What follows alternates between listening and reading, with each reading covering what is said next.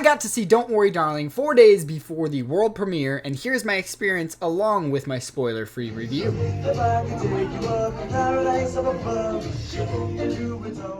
So, Harriet, Steve, Kate, Douglas, Sydney, Gemma, Nick, Olivia, congratulations. Well done. Enjoy the movie. We'll see you soon. Thank you. Here's Kristen Florence. Hello, everyone. Hey, everybody. Thank you so much for coming out tonight to see our film. Even though I'm working halfway around the world, And I'm all the way in Los Angeles in production myself. we did not want to miss this opportunity to thank you for coming to experience Don't Worry Darling in IMAX. We guarantee it's going to be a thrilling ride, and we really hope you enjoy the film. Cheers. The theater was packed and we were treated with a 20-minute Q&A from director Olivia Wilde as well as some of the cast. And of course we were also treated to that intro that was just shown. And for those of you that need a refresher, the synopsis reads as a 1950s housewife living with her husband in a utopian experimental community begins to worry that his glamorous company could be hiding disturbing secrets. Overall, being a part of 100 theaters across the country to see this film early was a really cool experience. Everybody in the theater was genuinely excited for what we were going to see, and it just gave the theater a really lively experience, especially for something different that's not Marvel, it's not a superhero, it's not something that's pre-existing. It was just people excited for a movie. Whether it was the attachment to Harry Styles, Olivia Wilde, or Florence Pugh, everybody was there to see the same experience and just have fun, which was cool, and you don't get that often.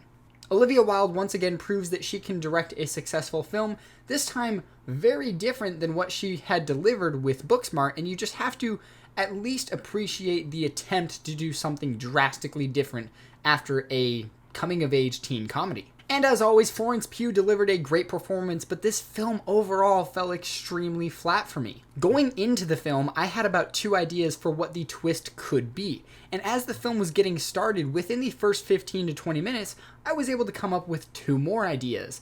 And by the end of the film, the big twist was a combination of 2 of those ideas. The idea itself wasn't bad, it's just the execution wasn't there, and the fact that I was able to kind of solve the twist within the first 30 minutes really just soured the rest of the viewing experience. The second that I got a hint of what was going on in the story, what was truly happening, I checked out. I was not engaged throughout the rest of the film. I watched it, and I paid attention, but it just didn't click with me. The first 30 minutes of the film were really engaging, but after that, it began to feel like a puzzle that I didn't want to finish. The middle act is where this film starts to build up tension, but ultimately, all that tension just doesn't pay off. There's little bits here and there that are supposed to be creepy and weird, but they end up just feeling creepy and weird for the sake of being creepy and weird. And back to the final twist, it's supposed to be something that's very dark, very eerie, but to me it came off as just straight up corny, and I ended up laughing in the theater. And there's also a lot of character moments that are supposed to be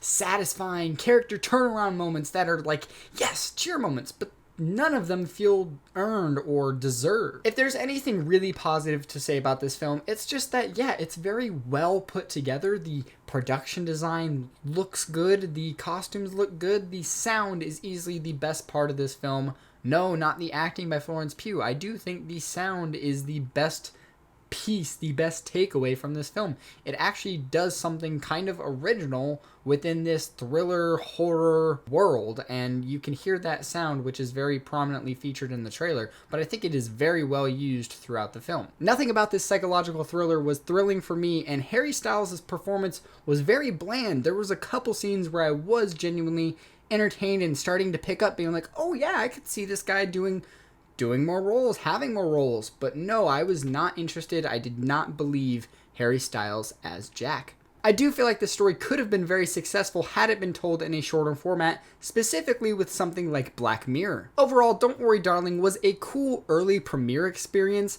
but the film is easily one of the most underwhelming films of 2022. I do look forward to see what Florence Pugh and Olivia Wilde do next, but that's pretty much all I can say about Don't Worry Darling without giving anything away. That is it for my spoiler-free review. My spoiler review will be up on Friday when the film officially releases. Thank you guys so much for watching. I'm glad to be back doing videos. I had an injury on my left hand that made it almost nearly impossible to get any editing done, but I'm back, I'm healed, and you can expect a ton of new content for these last few months of 2022. Thank you guys so much for watching. Please be sure to like and subscribe if you like this movie-related content. I'm Carter Scotland Allen. You guys will see me later.